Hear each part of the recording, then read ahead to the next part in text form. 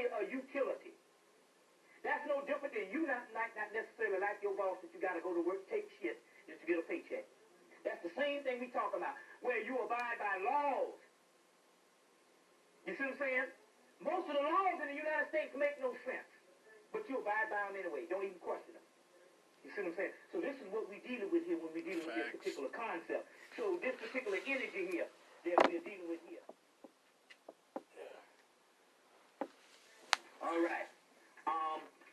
Also, here's a symbol of chaos, which is just a symbol of what is inside of your brain, which is the melanin. Okay, let me see if I can symbol of see chaos. And it's interesting. Now, when I spoke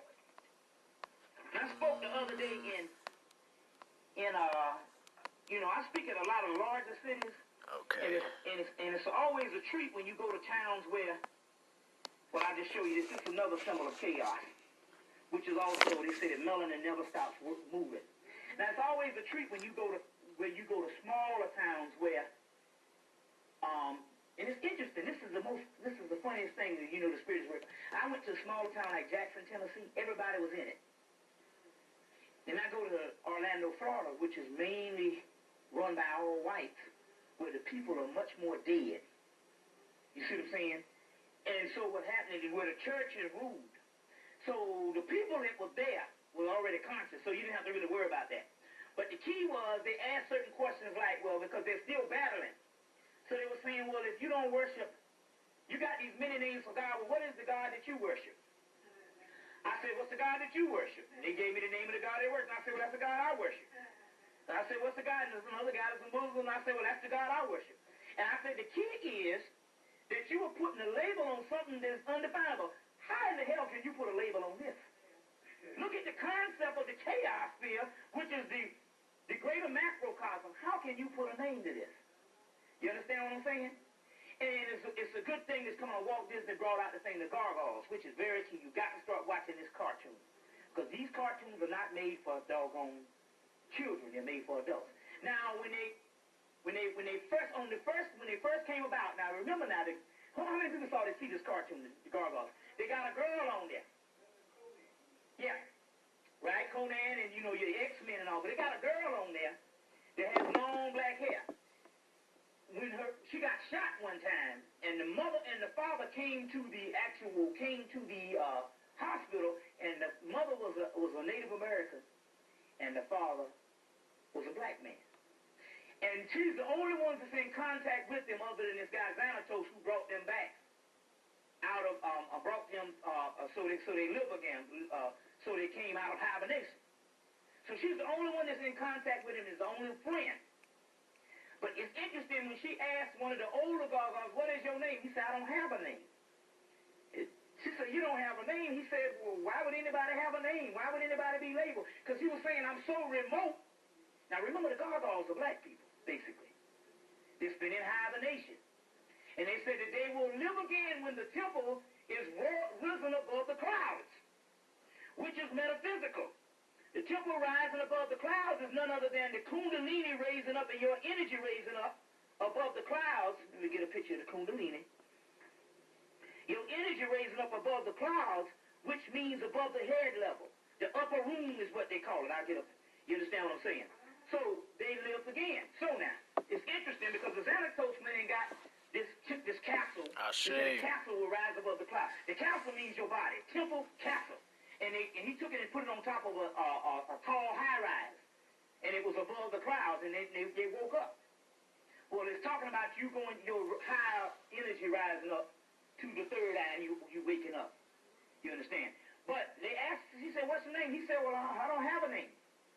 They're saying, I'm so old, you can't even put a name on me. And it's interesting. He said, what's that river out there? She said, that's the Hudson River. He said, okay, I call myself Hudson.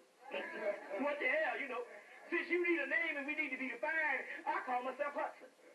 So it's very key that you got to start looking at and that's one of the key ones. Because they went back to Egypt about a month ago and they unleashed the Anubis. The Anubis came in and was tearing up the physical world. You see. So it drops like that and all. But anyway, how can you put a name on this particular stuff, which is called a chaos sphere? You see. And it's interesting because when I first got in contact with, they psychically got in contact with Melchizedek, which is Sutek, which is another name for Sut, which is an ancient name for the word of God, Melchizedek. And I said, well, what is one of the most ancient names for God? And I said it's Sut-Typhon, which is one of the most ancient. Sut is the most ancient name that there's no other name that goes beyond Sut and Sutek in mythology. And I said, is that the true name of God? He said, no, that's one of the names for God. But he said the original name for God is so high into the earth vibration, you can't even pronounce it, as if to say that the English language, you understand what I'm saying, or even languages itself cannot even utter this type of vibration which you talk about names of God, although you have many names of God. It's not a verbal frequency. So they can go down enough. So pick a name. And so we're arguing on what's the true name and what's pick the true name. And it's talking about something that's on such a high level. How can you even put it in a damn box? And that's the mundane way of trying to characterize something and fit it down in our small perception. So therefore, there is no such thing as truth, and there's no such thing as reality. Is only what you define it is. That's getting a little way out there, but then again, on the other hand, whenever you think you got the ultimate, there's almost a million miles more to go. You never get on top of knowledge, you see.